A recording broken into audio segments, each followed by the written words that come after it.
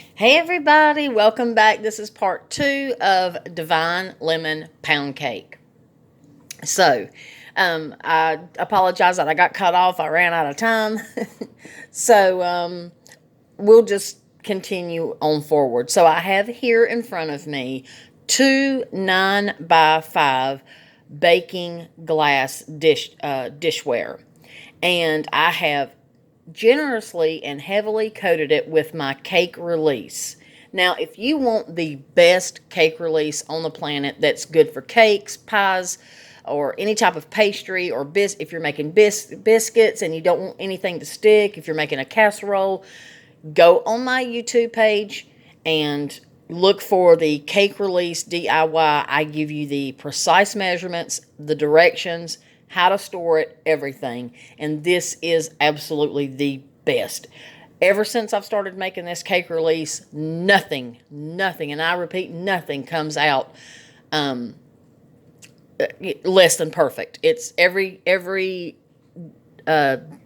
delicate cake, every muffin, everything comes out in one piece. It doesn't tear, and it's perfect ever since I started using this. So check out that video so that you can have the same effect for your overall products. Okay, so we've mixed everything. Isn't that just gorgeous? Just a beautiful natural color.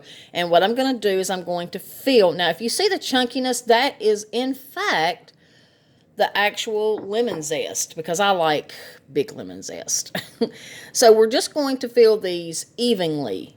We're going to fill them as even as possible.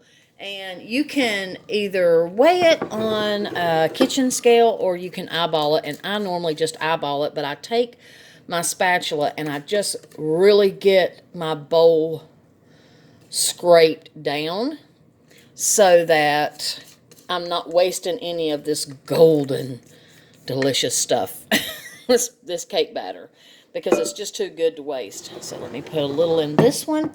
And again, we're going to put both of these in the oven at 350 degrees Fahrenheit. Did you see what I'm doing here? And we're going to bake these for 30 minutes. Then we're going to test them.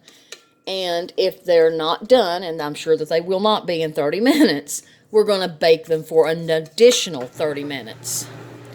But just make sure that you're keeping an eye on it. You can also bake it for 30 minutes, then check it, then bake it for an additional 15 minutes if your oven runs hot. So you're going to bake these for between 45 minutes to an hour. But don't think that this is the only part left, because we got a lot more parts to go. Because we've got to make that delicious glaze after it cools down.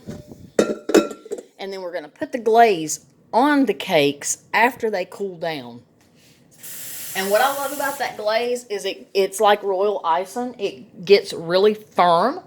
So therefore, if you want to pack this, you don't have to worry about the glaze running everywhere. But there's a catch. These cakes must be completely cool before we can put the glaze on. But don't worry, when we come back, I'm going to give you the recipe for the glaze. You're going to watch me make the glaze, and you're going to watch me pour it over the cakes. These are so good, y'all. They smell so good. Okay, so I'm going to put these in the oven. I'll be back for part 3 after they have completely cooled. I've got them out of the cake pan. The baking dishes. I've got them on wire racks, and we're ready to glaze. So that will be part 3. So please stay tuned. This is part 2. I love all of y'all. We're going to get these baked, and then we're going to get them cooled down and get the glaze on them. I'll see you in part 3.